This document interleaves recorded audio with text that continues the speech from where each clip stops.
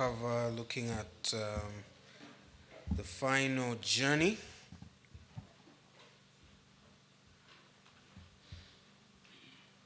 His death and the aftermath.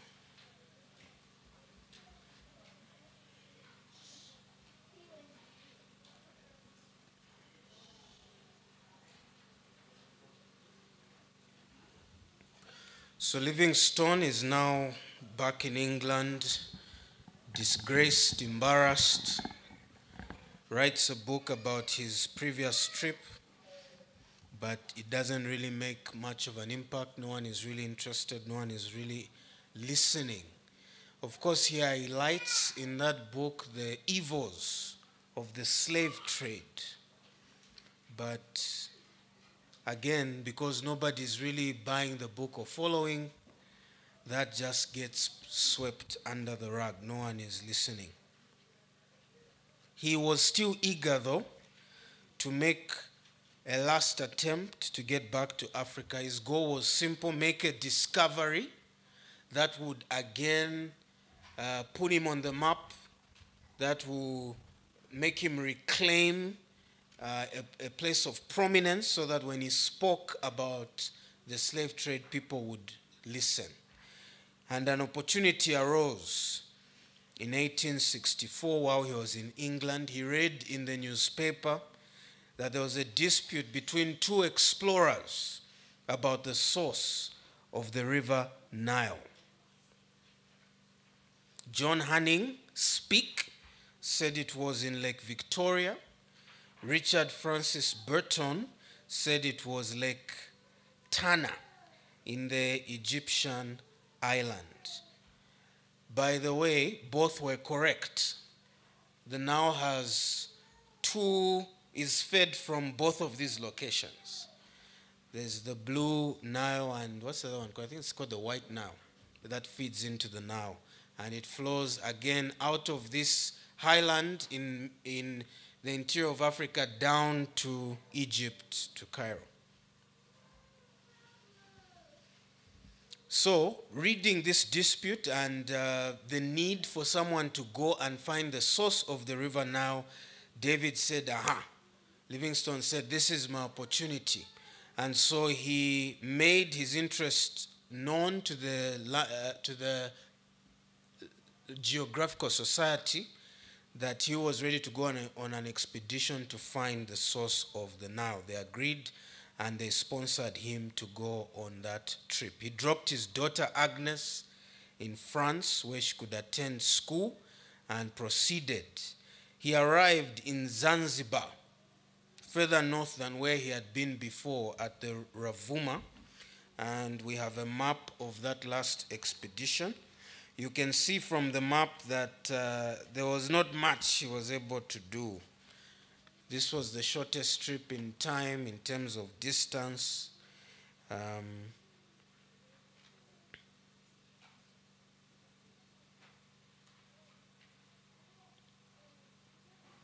His time was really centered around northern Zambia there, Lake Tanganyika, Lake Mweru, and he finally died near the Chitambo there. That's at the bottom of that of those steps, Lake Bangweulu. In fact, it was in the Bangweulu swamps. The plains flood in the rainy season, and that's the Bangweulu swamps where he finally died. But he arrived in Zanzibar and befriended the Sultan. You know, it was run by Arabs. And there, he had not been there, but he now discovered that actually all those slaves that were being taken in the interior were actually being routed through Zanzibar. And so Zanzibar was really the slave market. And they had these slave pits where they would throw the chained slaves in there, and people would bid and buy those slaves. So the slaves were imprisoned in the slave pits of Stone Town. Now, Livingstone found it very difficult. He did not have money. He did not have much in terms of resources. He was basically moving blind in that region. That region was new to him.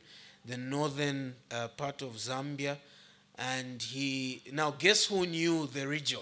Guess who knew how to get around, who knew the tribes? It was the Arabs.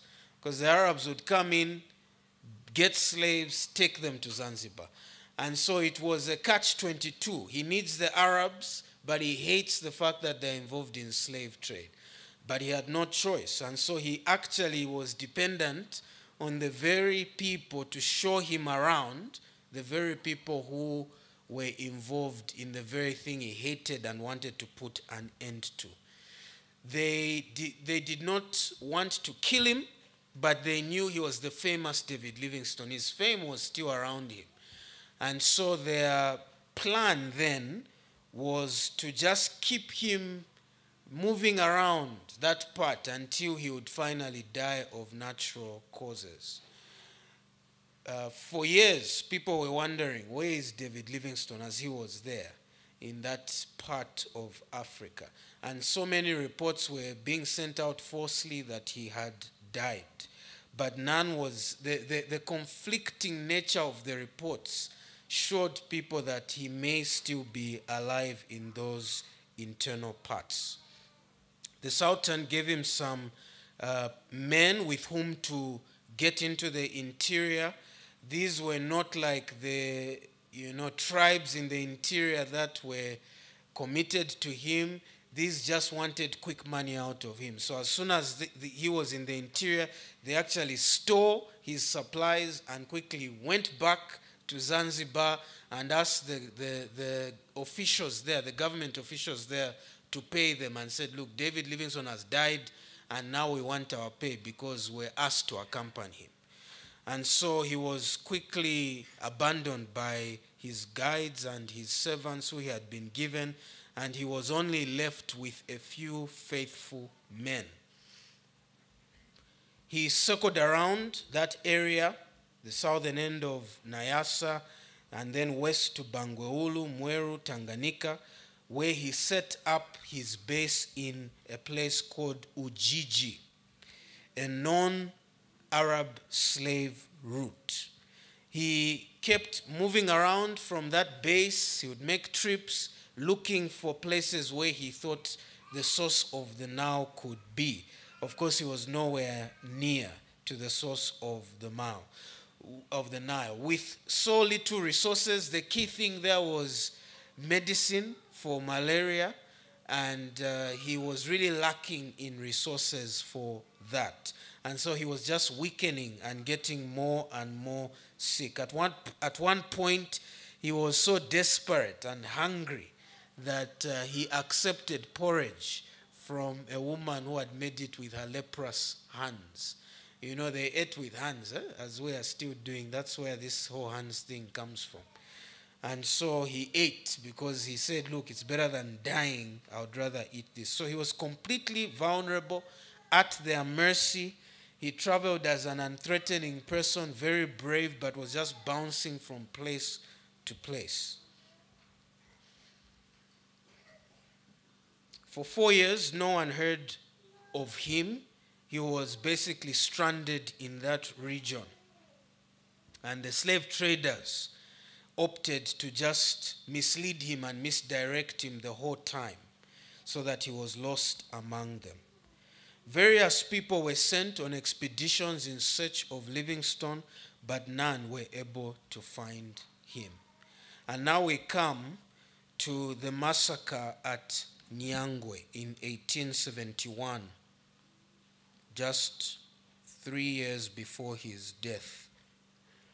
Livingstone recorded this terrible occurrence in his journals. Nyangwe was a market where various goods were sold, and upwards of 1,000 people, 1,000 to 2,000 people would come into the marketplace, trade, and they would be bartering and, trying to agree on prices. And David Livingstone was always amused by how they would try to get the lowest price or the best price. And to his great shock, in fact, he describes it here in this bulletin. Nyangwe was a big marketplace that he described as followed. The market was a busy scene. Everyone is dead earnest. Little time is lost for friendly greetings. Vendors of fish run about with potsherds full of snails or small fish. They sell cassava or exchange cassava, potatoes, vegetables, grain, bananas, flour, palm oil, salt, pepper. Each is intensely eager to butter food for relishes and make strong assertions as to the goodness or badness of everything. The sweat strands in beads on their faces. Cocks crow briskly, even when slung over the shoulder with their heads hanging down, and pigs squeal. The women carry huge loads on them. In fact, the primary people who are involved, like a usual marketplace in Africa, is women. So primarily it was women, children, and men who just come in, buy, and head out. A stranger in the market had 10 human under jawbones hanging by a string over his shoulder, human bones. On inquiry, David Livingstone asked him what that was all about, why he had the bones of human beings over his shoulder. He professed to have killed and eaten the people, the flesh off of those human bones, and showed his knife, explaining that it's the one he used to kill his victims. Livingstone expressed disgust. He and others laughed. On July 15, 1871, in a state of panic and shock, David Livingstone witnessed Arabs come into the market. In fact, he says, as he was leaving the market area, he saw these Arabs coming with guns. And at first he was wondering, why are they coming with guns? But then he thought, he didn't think much of it. And to his shock, he saw those Arabs open fire on the hundreds of people who were in the market, and just started gunning them down. And the people began to run towards the river to get into canoes to escape. And even from that direction, other Arabs came up. So it was a planned assault on the market. Other Arabs who had not been seen came up and started gunning the people as they ran into the canoes and boats. He counted over 500 people, including women and children, who were killed. The purpose was this. The way the Arab slave trade worked is that the Arabs basically put pressure on tribes. It was the tribute system. So the Arabs, and the main currency was slaves. So the Arabs told the slaves, the tribes were going to come in periodically, have slaves ready for us. It was much easier than them going into the deep, African interior to pick up slaves. So they made the tribes battle it out. The tribe that lost, the winning tribe made sure they captured those who they had defeated and kept them chained and waited for the Arabs to come, and they would give up those slaves, and the Arabs would exchange the slaves for all sorts of resources and things. And when the tribes began to resist giving up the slaves or killing each other to hand over slaves, the Arabs would come and terrorize the tribes like this. And so they wanted to send a message by this assault on this Nyangwe market to say, look, we're not joking around. Don't think you can ignore us. Don't think we can come in here and you give us stories, you're not giving us slaves. We'll sort you out and we'll kill you. And so it was all meant to instill fear in the Africans so that they can comply by giving up slaves. Livingstone was obviously horrified, and he wrote about it in his journals, the horrific sights of that time at Nyangwe when people were attacked in that way. He ended up returning to Gigi on the shores of the Tanganyika and remained there. He was now quite weak, again resources dwindling, and salvation came in the form of a fellow called Stanley. Stanley was one of the many people who had been on the hunt to find David Livingstone. Whoever could find him and confirm he was alive, and whoever could even bring him out, because he was lost in Africa there for 5 years, 4 or 5 years. No one had heard from him. In fact, he would write letters and give them to the slave traders, but they would not deliver them. They would just go burn them, because they didn't want him to make contact with the outside world. Stanley had been hired by a very wealthy owner of a newspaper, an American. And he met him in a hotel in America. And Stanley was just a young man looking for fame and fortune. And he so happened to encounter this American media mogul. And this man said, look, can you find me Livingstone? I'm going to give you all the resources that you need, all the money you need, just find me Livingstone. And Stanley said, no problem, I'm up for it. And so with all the money that he had been given, he moved with a huge company of servants, and they were carrying all sorts of equipment and things, and he was well protected and covered for, well supplied, and he was moving with an American flag and dressed very nicely on a white horse, getting into Africa looking for Livingstone. It was at a village that he was shocked to be greeted in perfect English by one of the black men. Good morning, sir. Stanley turned to find a tall black man bowing to him at his side.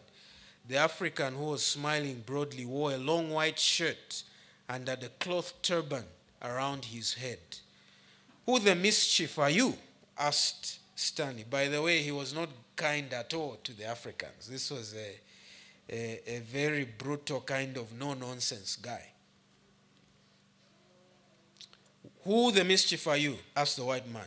I am Susie. Now, Susie ended up being one of the few people who managed to get David Livingstone's body back to the coast after he died. So one of the faithful servants of Livingstone. He said, I am Susie, the servant of Dr. Livingstone. What? Dr. Livingstone is here? Yes, sir. In this village? Yes, sir. Are you sure? Sure, sir.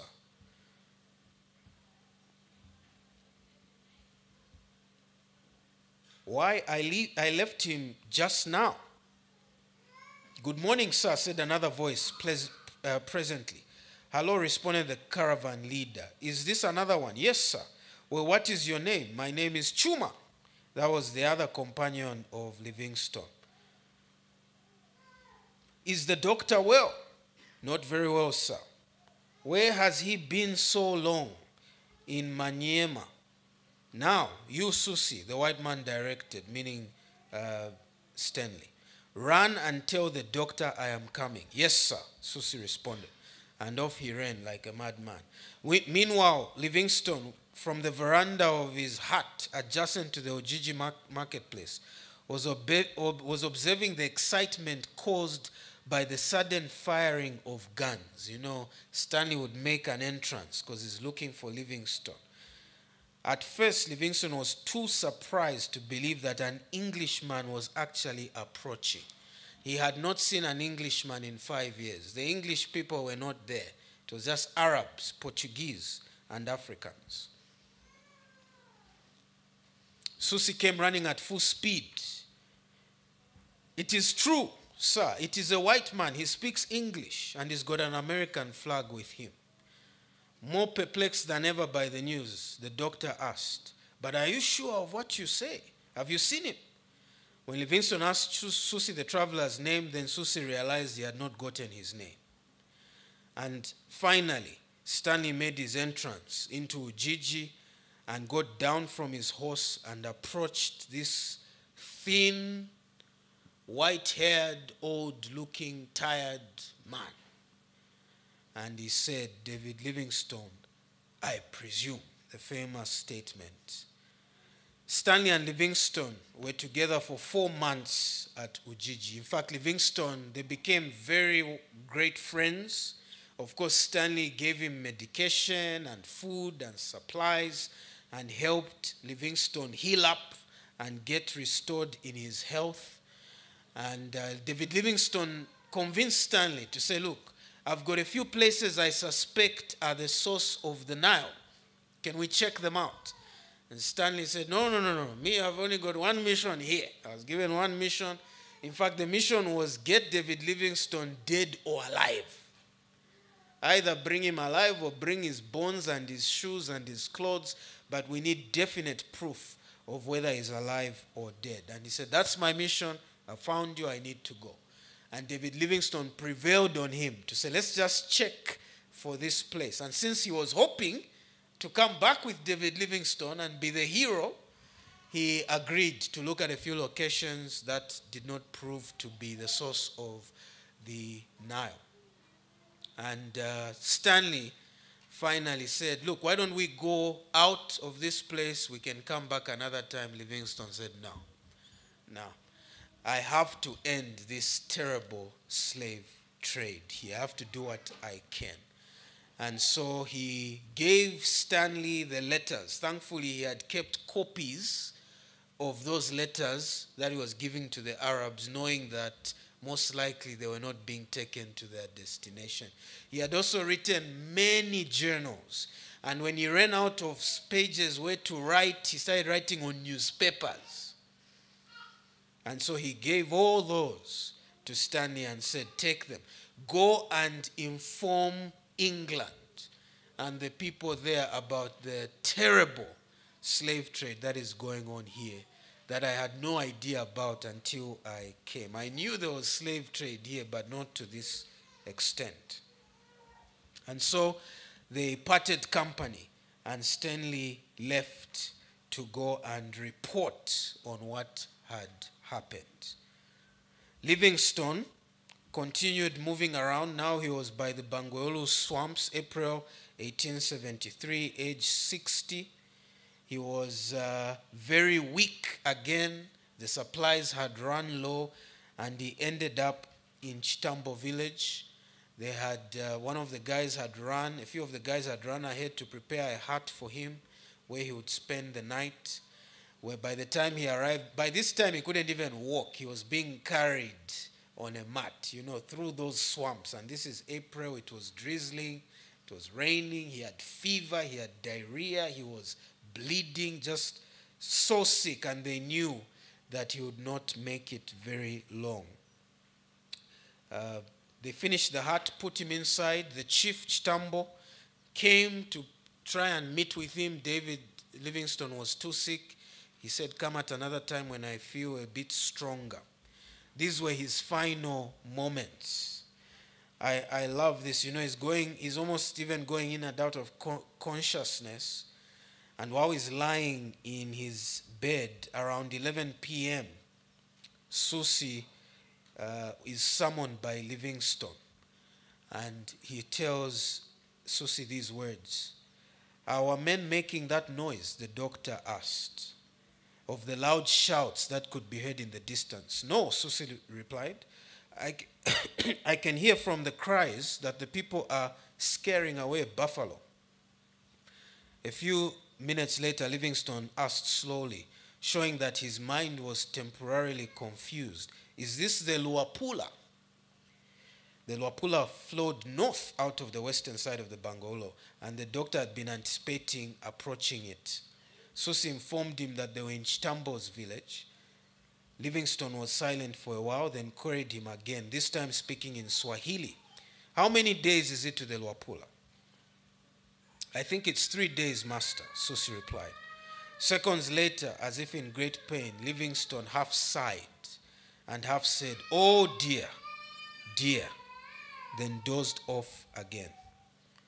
About an hour later, Susi, having returned to his hut, heard Majwara. Now, Majwara was the youngest from the team who had been stationed to sleep in the hut where David Livingstone was, because he was so sick they needed someone close by in case he needed something. Calling out, Majwara went, summoned Susi. Bwana wants to see you. This time, Livingstone asked him to boil some water. Susi did it and soon returned with a copper kettle. Livingstone asked Susi to bring his medicine chest and hold the candle near him. Susi noticed that the doctor could hardly see. With great difficulty, Livingstone selected the medication, which he had Susi place by his side. After directing Susi to pour a little water into a cup and put another empty one by it, the doctor said in a low, feeble voice, "All right, you can go now." And those were the last words they ever heard him speak. Around 4 o'clock in the morning the next day, Susi again was called by the boy who was with Livingstone in the hut, Mwindula. He sounded frightened and said, "Come to Bwana, I'm afraid. I don't know if he's alive." Susi and Chuma ran into the hut, and they see in there Livingstone kneeling beside his bed as if in prayer. They instinctively almost walk back out for fear of disturbing him because he's praying. But then after observing him carefully, they notice he's not moving, which is what Mwindula had noticed as well. And so one of them, Matthew, goes quietly close, tries to touch him on the shoulder, no response. Touches him on the cheek and is cold. And he says he's cold. And they know that he is gone. And so they quickly lift him up, put him back on the bed. They go out of the hut to confer.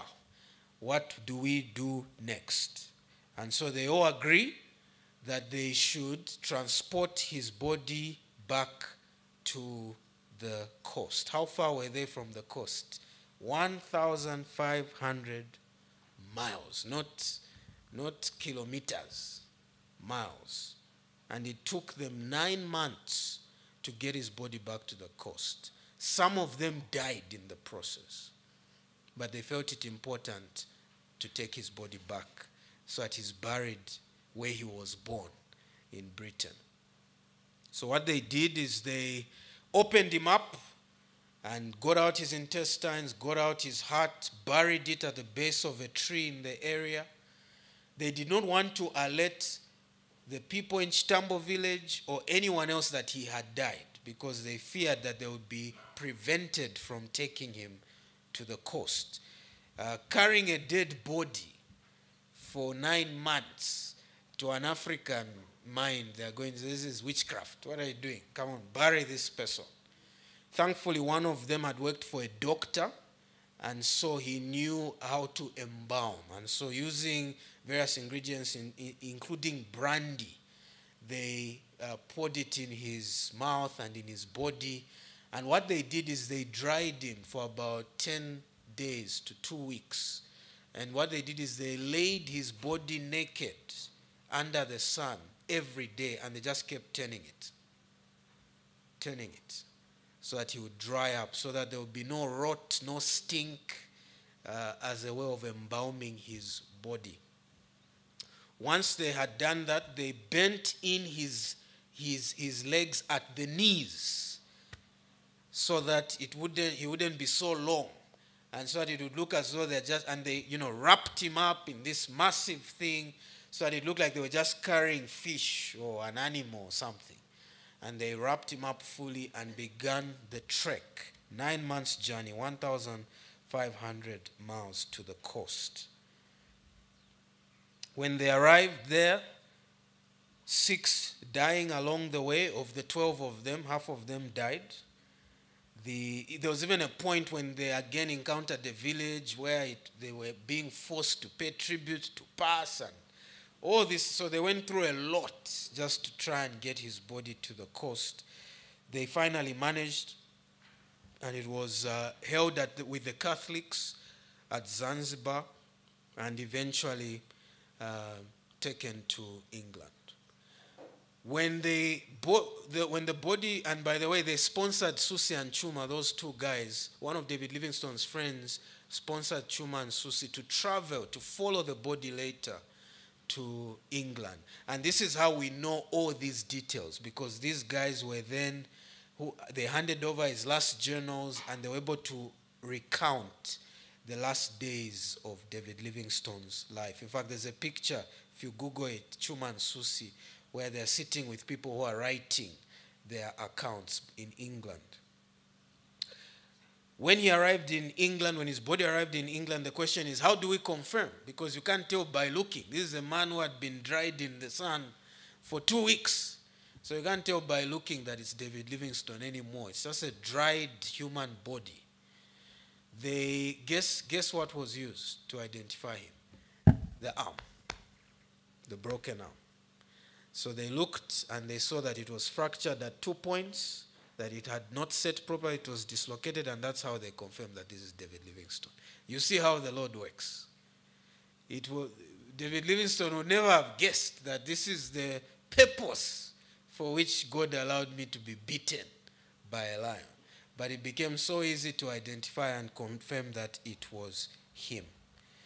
Livingstone's most successful expedition, this is the conclusion now. Livingstone's most successful expedition was when he knew least and had access to the least resources. What do I mean by that?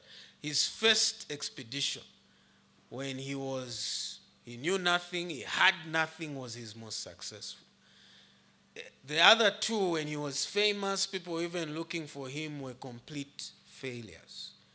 He was desperate for another big discovery that would put his name on the map once again, so that he could use his voice, the voice that he would have, to expose again the ills of the slave trade, what he called the open soul of Africa. But he died, as far as he was concerned, having failed completely. Guess what God used? Actually, like I said before at the beginning, within a few months of his death, the slave trade in the east part of Africa was ended. How?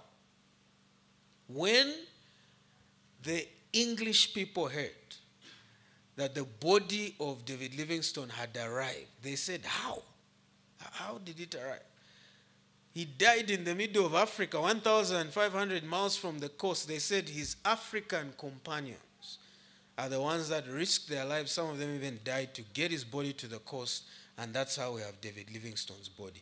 The English public was moved and greatly touched at the friendship, at the bond that Livingstone had with these servants, that they would risk their lives to get his body all the way to the coast. And so when the journals were published, again, bestseller, and guess what was written in those journals? The slave trade. Pages and pages and pages where David Livingstone had documented day-to-day abuses of the Africans by the Arab slave trade. And as a result, the Queen read to Parliament. At the opening of Parliament, she highlighted the slave trade that Livingstone had highlighted and challenged the English government, we have to do something about this. The Queen Victoria. And in that way, an entire army ship was sent from England to go to Zanzibar, where the Sultan ran affairs. And they put a contract in front of him, a treaty in front of him, and they said, sign or die. And it was a treaty to end the slave trade in that area, to continue using Zanzibar as a place to trade slaves. The Sultan signed it, and that marked a blow to the slave trade. And it never fully was able to recover. In other words, David Livingstone achieved by his death what he was trying to achieve by living. He thought what it would take is a big discovery. If I can just make another big discovery, then I'll have a voice and I'll convince them to intervene in the slave trade. Not so. All it took was him dying. In fact, what it took was his faithfulness to those men. The reason why the Africans loved David Livingstone so much is what we have said all along. It's that he was committed to them. He fulfilled his promises. He never abused them. He respected them and just treated them like human beings, something which they never experienced from any other kind of foreigner anywhere. And so it endeared them to him. It's because he didn't just hit them and insult them and abuse them that he had such a great testimony among them. And that's why they moved his body. In the end, what God used was not David Livingstone discovering some great thing. He just used his ordinary faithfulness to treat the Africans with love and respect. And that is what resonated in the hearts of the Englishmen. And that's what caused the Queen to say, send soldiers there and end the slave trade there. So God does not need us, I think, is the big lesson from the life of David Livingstone. God does not need us to be the greatest. I know we've talked about medals and accolades and awards for David Livingstone and how that played a major role in his ability to do so much. God actually doesn't need that, and he showed it in David Livingstone's life. He doesn't need his people to be greatly successful, to have a big name. God can use anything, anyone. All he needs are people who will be faithful, people who will put one leg in front of the other, people who will do the basic things well, who will seek to glorify him in the small ways. He doesn't need a big group. He doesn't need a mighty army. He just needs people to be faithful. And we can be shocked at how he will use even our small acts of faithfulness to his glory in ways that we could have never imagined. So David Livingstone died not knowing that what counted in the end was not the medals, was not the awards. It was his faithfulness to glorify God in his treatment of the Africans. And to this day, as we said at the beginning, he is still respected and loved. That different, the way he was so different from everybody else was passed on from generation to generation to generation.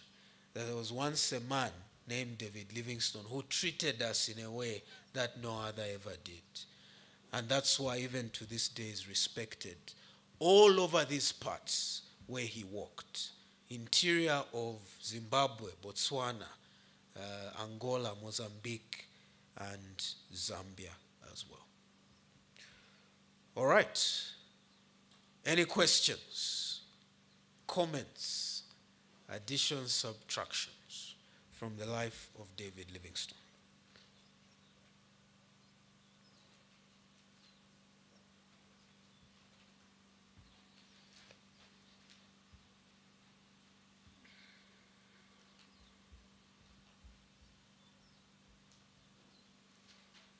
Mike is here. Yes, start with the back.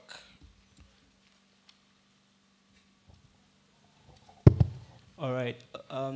Looking at the life of David Livingstone and everything you've highlighted, how did he manage the language barrier? Looking at him moving across east to west, south to north. Yeah, basically the tribes in the interior had intermingled, and there was some and there was overlap in the languages. So that was very helpful. But also when he encountered a new language, he committed to learn it. You can see as he's dying, he's now speaking Swahili. Wow, he's even dazed. He doesn't even know where he is, what's happening.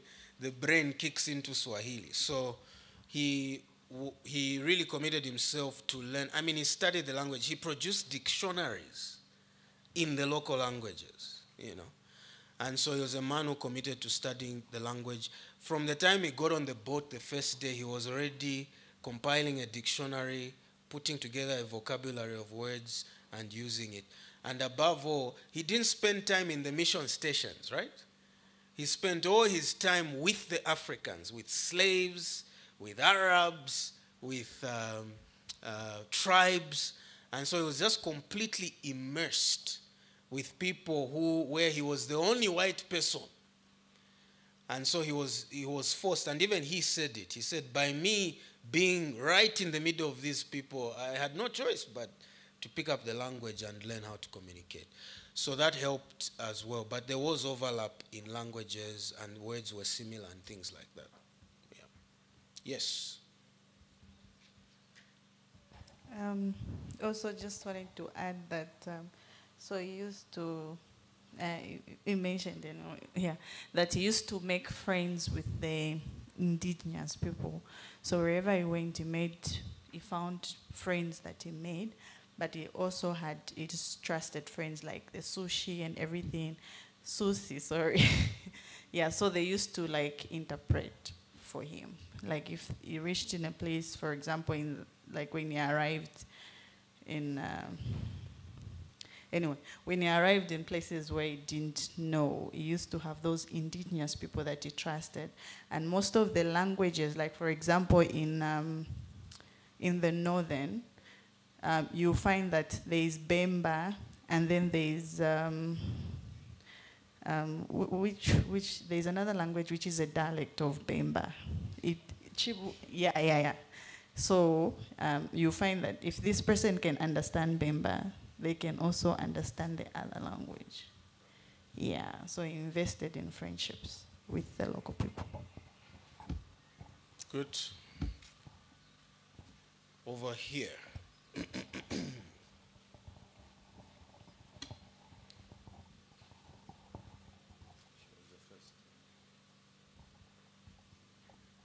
Ladies first. So I have a question in terms of David Livingstone's focus, especially when he came back from England. It seems, I haven't read his journals before, but it seems as though he was, as you mentioned, very fixated on finding the next big thing. We don't hear much. Pre-England, he was very much gospel-centered, and you could hear everything he was doing, gospel. Post that, we don't hear much of it. It seems like he was focused on discovering, finding, and even in his relationships with the locals, I don't know if it's in his journals, did he ever sit to continue that sort of practice? Yeah, practice of sharing the gospel, even as he's on his discovery, because you also see that he made friends with Stanley, who came, and Stanley doesn't sound very Christian. No, it's not. So I Henry don't. Morton Stanley, yeah. Yeah. So, and I mean, I don't know how. Yeah, it seems like the focus changed. The other part where we see the focus changed a bit was when he came back with the army. We can call it what did we call it? The university. University's mission. Mission, yes. Before he went there with a pastor or with a missionary. This was now with people who have got papers and degrees, and he was good with that. Yeah. I guess because of the funding. But it seemed like the focus had changed. Is that true to say that he lost that touch, or it's just that we don't know enough about David Livingstone intimately to see if that was still there, even while he was going on his journeys? Yeah, good question. He made it a point not to travel on Sunday, and wherever he landed on Sunday, he would gather whoever was around and he would preach the gospel to them. So that was his thing. That was what he did throughout. And so in that sense, that never left. However, you are right that this thing of finding, the greats, whatever, became the main thing. In fact, the first Sunday when he arrived with the university's mission, I was surprised when I read how he asked for volunteers to work on Sunday, to say, can we continue assembling the sheep today even though it's Sunday? So when I read that, I was going, that sounds like you, David Livingstone. So I think he was just under all this pressure that the British government is depending on him and he has to get it done. So, it's almost like us when you're under pressure of work. It's like, hey, this has to happen. This needs to be done. So I think he did have quite a bit of that happening with him. But also he was certainly under great amounts of discouragement. His wife had died, especially by the third one. His wife had died. He was cut off from from Europe, and the last thing he felt they knew of him was that he was a failure. And so he's just in a lot of, he's just a discouraged, depressed guy, and he's sick. So I think that played into it as well. So I think that's the power of the story, that in the end, God used his faithfulness in how he related to the people, as opposed to whatever big discovery he was after. Yeah. Yes. Oh, there, then the back. Okay. There, then behind. Yeah. Yeah, so I'm just wondering, it is said here that he was buried next to Charles Darwin. Mm-hmm. I've known Charles Darwin to be an atheist, so what's the relationship, him being buried to maybe an atheist? He wasn't an atheist. Yeah. Unless I'm mistaken. Though he just had a different... He came up with a different idea of how the world came to be, which was evolution. Yeah. But he was still in a very religious culture, Darwin. But he was still a prominent person. So where Livingstone was buried is for the prominent. In fact, he had a state funeral, pretty much, when his body returned. And he was buried in a very prominent place, almost like where do we bury presidents there? Something like that. Okay. So it's still there in England, and there are a lot of prominent people buried there. West Abbey. What they call it? Abbey. Westminster Abbey. Yeah, Westminster Abbey. So it just so happened, I guess, that the next space was available was next to Darwin. Okay. But apparently they even wrote letters to each other. Is that so? Yeah, so something to research there. Okay. Yeah. Thank you. Just behind. Thank you for the presentation and the learnings. Mine is just a comment springing from an experience, or at least something that I learned many years back through a sermon on missions. It's a sermon that actually Daniel and I listened to while we were on campus, because we were roommates. And that statement has always stuck with me, and it's the fact that I remember the preacher Oscar Muriu. That's the preacher, Kenyan. I've heard of him. Yeah. He mentioned or pointed out how that when we go into missions, usually what drives us there is a passion for the lost, and a passion to spread the gospel and to reach the unreached. And we are determined, we are resolved, and we are not so bothered about the availability of resources and support and so on. We look to God for sustenance and strength, and he carries us through. But he points out that oftentimes we fall into the trap or the misconception that for us to have meaningful impact or a greater reach, what we need is more resources and more connections and more influence. If we could have that, we could then reach more and do more. But the opposite tends to happen when those resources come and when the influence comes. Because, and I think it's sort of what is seen in this story as well. As you pointed out, in his first journey, he had very little. He was not known. He really survived by God's grace, and so many things were not in place, and yet he did so much. And my guess would also be that his level of dependency on God, when he didn't know what would happen tomorrow, what would happen in the next couple of months, was quite high. And then when things were in place, when all the resources were there, so much backing from government, equipment and whatnot, I'm sure it was all well planned out, strategic plans and whatnot, and yet things seem to just not pan out. And so I think for me, that's a very valuable lesson that we could also draw at individual or at church level, of that understanding or that assumption, and how that it's not correct. that for us to really have meaningful impact and a greater reach, we need more money, more resources, and more power, a bigger platform, more connections to great people, to speak for us or to put us on their platforms so that we could have greater influence, because oftentimes it tends to have the exact opposite. And oftentimes it makes us rely less on God and depend more now on those resources, the connections, the influence, and whatever equipment or gadgets that come our way. Thank you. Yeah, Paul talks about it in 1st or 2nd Timothy when he tells the young pastor, warn the rich not to, how does he put it? Not to become haughty, meaning proud, and not to place their trust in their riches. That's what he says. And that's always the challenge, You talk to churches today, why aren't you doing missions? Why can't you plant a church? Number one reason, we don't have money. We don't have money. We can't even pay our pastor. How can we start thinking? So that's just the mind. When we have a building, when we have this number of members, then no, it doesn't work that way. God will take care of everything.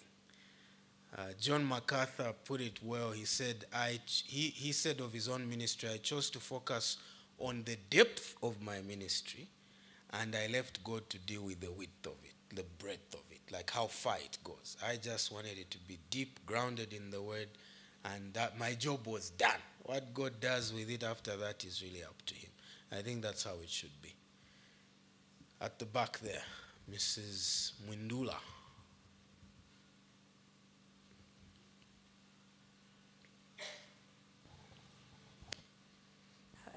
I was almost changing my mind. Oh. Yeah, I just wanted to find out, what would be your comment on how he treated his family, especially the children, That's a great question. Yeah, David, that was his biggest regret in life. That let's call it a spade a spade. He abandoned his family, right? He wasn't there for them. That first year in Africa, that first period in Africa when he married, that was really the time he had with his wife, Once she went to England, they were pretty much apart from a few, 2 years when he got back. And then now even when they travel together, she's apart from him, away from his kids. So he's criticized for that he abandoned his family for the sake of the gospel, And it's something which pastors are told, it's really emphasized to us. Don't abandon your family for the sake of your family is your number one ministry and all these things. So the reality is it really troubled him. In fact, he wished that he had never married and never had children because he regretted not being there for them. I think, maybe I should hear what you think. What do you think? Before I give you the authoritative position. Any thoughts on that? Do you think he was wrong in that regard to do that?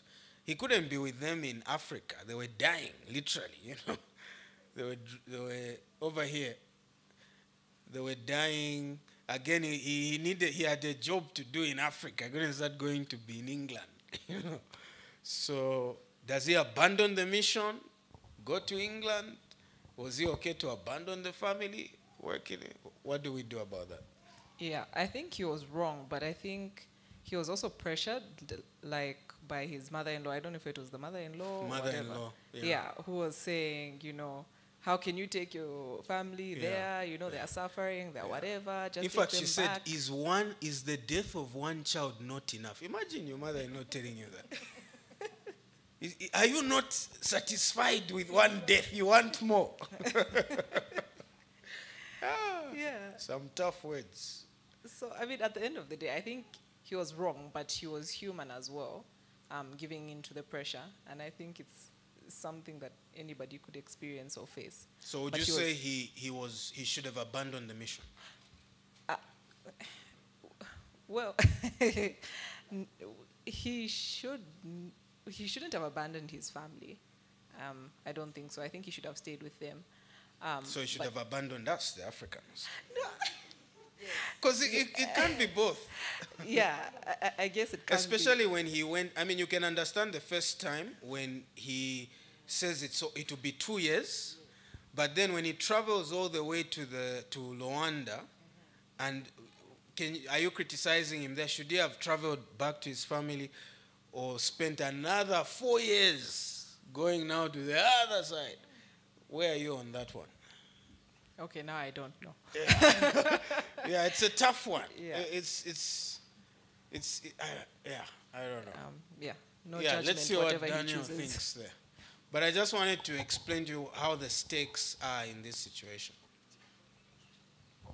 Thanks. I really enjoyed the session, learned so much.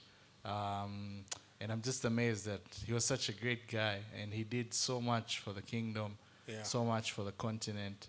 And I think coming down to this issue on the family, I think we can see the failure. It's glaring. We see it.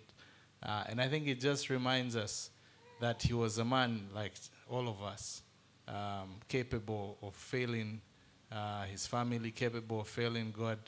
And I think he reminds us why Jesus is our ultimate example, that in all areas, Jesus sticks. And that's why he's our Savior. That's why he's our Lord and he's our example. So I think he points us to Christ, that even having succeeded so well in sharing the gospel, bringing the gospel to us, in making the interior open, that the ultimate example is through Christ. And in our quest for mission, career, family, we should still look to Jesus because he won't fail us like this great man did in that area. That's my comment. Yeah. All right, any other comments on this family issue? Mr. Tagoma, you have one? Oh, it's being forced on you. I think it's a tough one because, it was absolutely necessary, what he did. Right. He wasn't playing games. No, he wasn't. He wasn't there for fun. It was, you just look at what, the life he lived, to even bring us to where we are. It was really, a lot of sacrifice. I have two, I'm looking at it in two ways. One, that probably he shouldn't have married. And secondly, I think the other aspect would be that, thinking of marriage, then he needed to find a wife who was actually in conformity with his ministry. To me, I think that is very important because she would have understood what was going on, and I think the damage wouldn't have been that bad. Yeah, I should actually chip in there and say, in terms of, you read her poem, you can read it in your own time. She actually suffered quite a bit in England and fell out with his parents, David Livingstone's parents. And she was broke and things were not very good. But she did not bear a grudge. She bought into what he was doing. And she was fully supportive of what he was doing.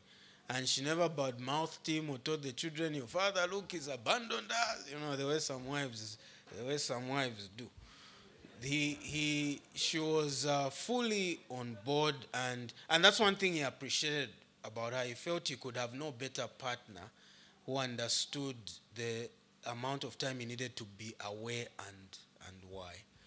Yeah. Yes, madam. Your thoughts as a woman. Yeah, as a woman, would you accept? It's a tough one, but I think that to say that David Livingstone was wrong, it sounds like, when we think about it now, it sounds like the best answer. But I'll put in a scenario and maybe an answer would help on the perspective. If, for example, my husband says he wants to enter into mission, okay? He wants to go, let's say, Cairo. yeah, Iran or Afghanistan. Okay. It says he wants to go in Afghanistan, where we see every time on the news people being bombed and everything. Yes. So now, me as a fully supportive wife that I am, Right. I say, okay, we are going. And then my mom comes and says, Sarah, comes, like, you know, the pressure that he got, right? And then she sits us down, starts telling us, you guys, if you go there, your children, they are going to die and everything. So now, let's say maybe I even buy in, I say, yeah, I think we are not going there.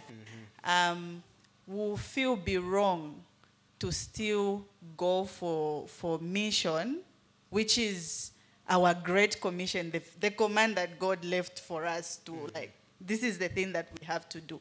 Would it be wrong for Phil to go to Afghanistan, leaving us behind? Well, maybe when I even agreed to say, okay, yeah, he needs to go, but for the sake of the children, we know that we can just stay in the house and they bomb us or something. So for the sake of the children, let us just remain here and you go. So now, in that case, in that scenario, okay, for the man who needs to do what is necessary, something that nobody is going to do, because, I mean, the things that David Livingstone did, you know, in all the missionaries that we learned about in history, the people that we are still learning, nobody has ever done that. So are we going to really say that it was wrong? Yeah, I think, first of all, I think people are idealistic about ministry. When they try to make it look like you can do ministry and your family doesn't pay a price, I don't think it's true. Yeah, I think so. Whatever level of ministry you are doing, your family will pay a price. Ministry is not, you don't clock in at 8 and clock out at 17. You know what I mean? Calls come anytime. You're discipling people, you're preaching, you're doing all these things. You are dealing with people. And to deal with other people, you have to be away from family.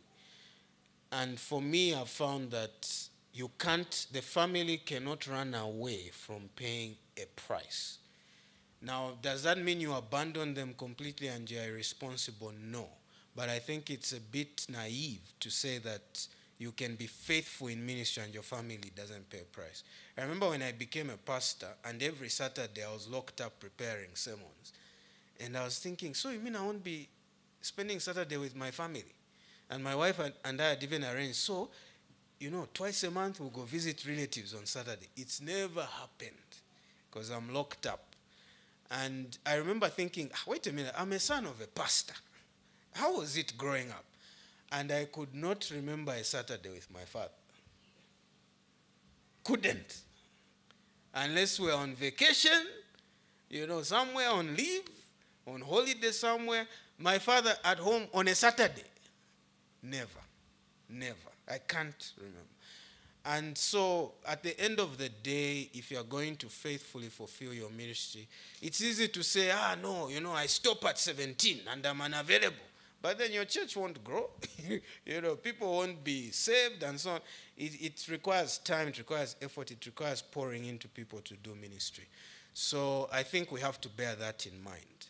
And in terms of opening up the interior of Africa, this had to be done. Someone had to go into these areas and look for how do we enter, you know what I mean?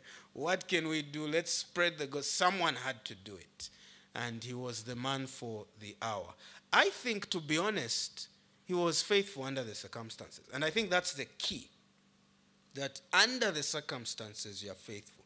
He wrote letters, countless letters to his family. Countless. Everywhere he stopped, he was writing it. And look at how he discipled them in his letters. Some of us are at home with our kids. We can't disciple the way he discipled on the letters.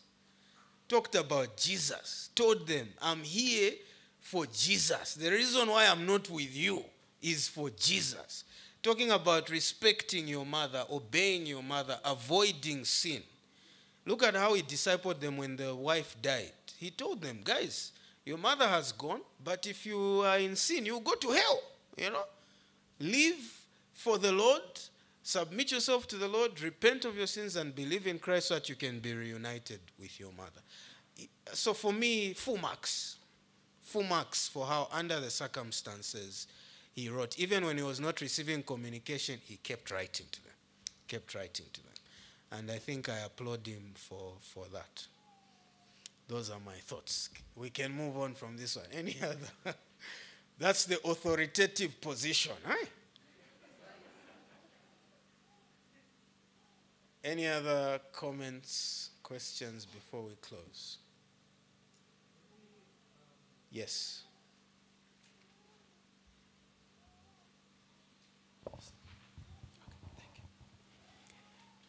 Maybe I'll just take you back and the rest of the congregation back to the questions we were handling earlier in our different groups in connection to the way the story has ended.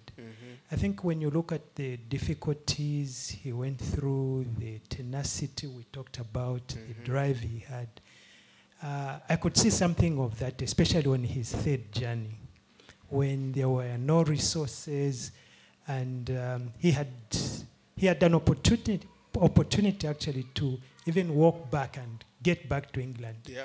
But he kept refusing and refusing because over and above sharing the gospel to the villages where he was stopping, he had this preoccupation now to do something about the slave trade. Right. So I think it's all going back to those factory days, the 6 to 20 hours and 22 to midnight. Then midnight he wants to continue studying. The mother has to blow off the candle. Right. Like that drive, not to stop until he gets the work done. Right. And I think for me that's just something that has stood out, and it's just inspiring. Indeed. Thank you.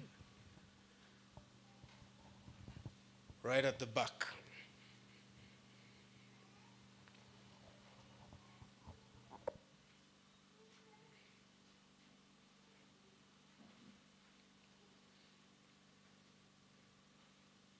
When it be children named David Livingstone?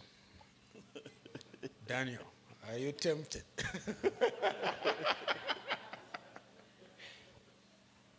Yes. Okay, thank you.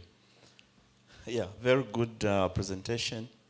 One thing that I'm seeing, or one of the things that I'm seeing, is when you look at how he blended science, exploration, faith, this is showing that serving God includes every aspect of our lives.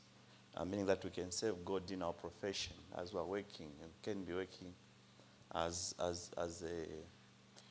an engineer, but even in that engineering you can serve God and glorify God in your life. And that's one of the things that I've picked from this discussion. Thank you.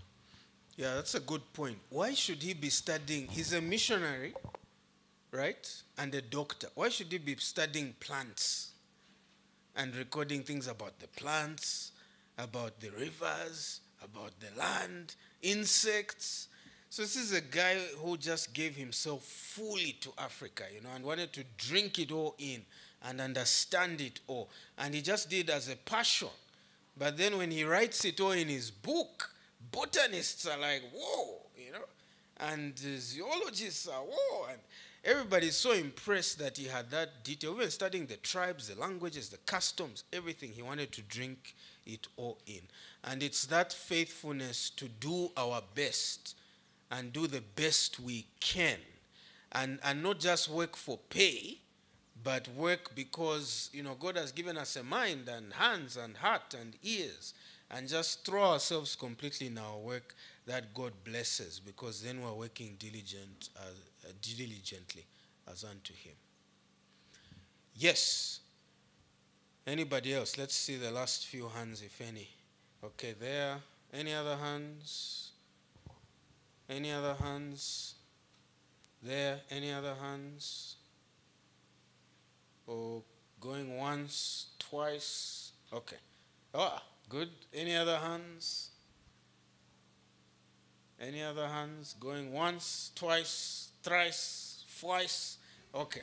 So we'll go Mr. Taguma, then the last three.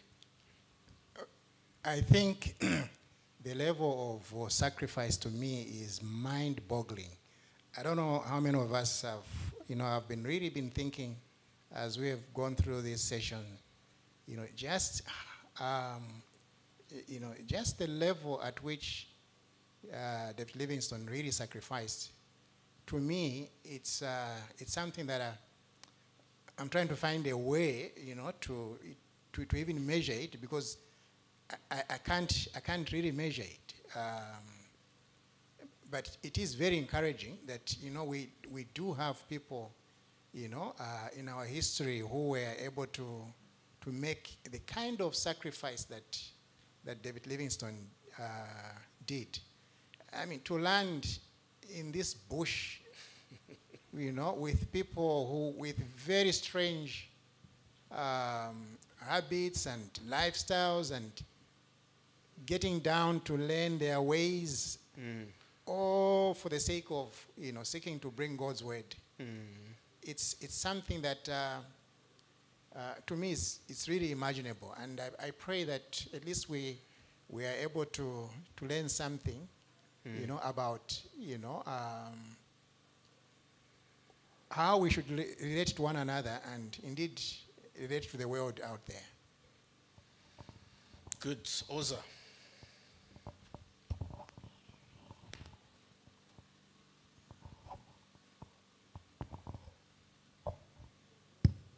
Okay, my question is on how he handled polygamous marriages.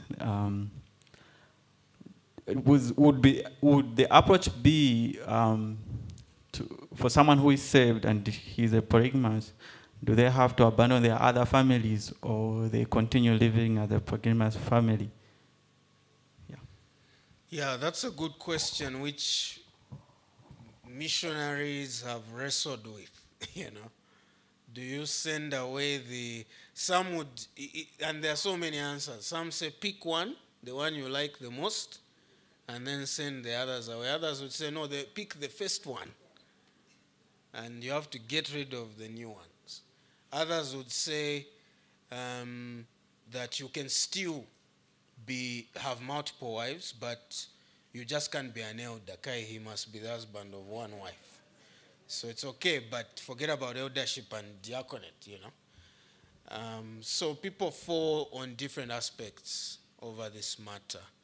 And there I have nothing authoritative for you. Yeah. Let each one be convinced in his own mind. That's what Paul says. Mainza.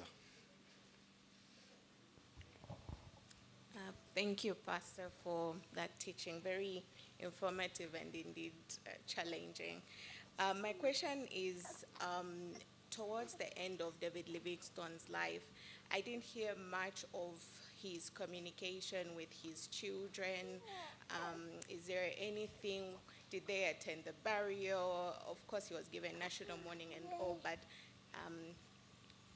what was the relation with his children, considering that their mom had already passed? Yeah, good question. The children ended up scattered. One was in the army in America. I think it's his daughters, the two daughters who remained stationed in the UK. His boys were kind of spread around. I'm not sure how many of them were around for the funeral, but you see them very active. In terms of correspondence, he wrote a lot to Agnes, one of the daughters, and corresponded a lot with her. The problem in the last expedition was that he lacked paper, even just the paper to write on. That's how bad things were. And so it's very limited in that sense. in terms of the correspondence that he could write. And he suspected that all the letters he was giving the Arabs to send were not even going anywhere. So that hampered his ability to keep in touch with them. What is interesting is to see his grandchildren and great-grandchildren active. For example, his grandchild, like I mentioned, Herbert Wilson, was at the 1955 unveiling of a plaque for David Livingstone at Victoria Falls, just his grandchild. So one was even called David Livingstone, you know, the very names of his grandfather or great-grandfather. So there was certainly a continued commitment to his legacy by his children, and the government actually gave a one-off amount for his children, and also I think a stipend, a monthly amount to his children for their support. So those are the records that I was able to find pertaining to his relationship to them. By the way, Florence Nightingale, you know her, the nurse, wrote a letter to Agnes, his daughter, when he died, saying that we've lost a man we will never be able to replace.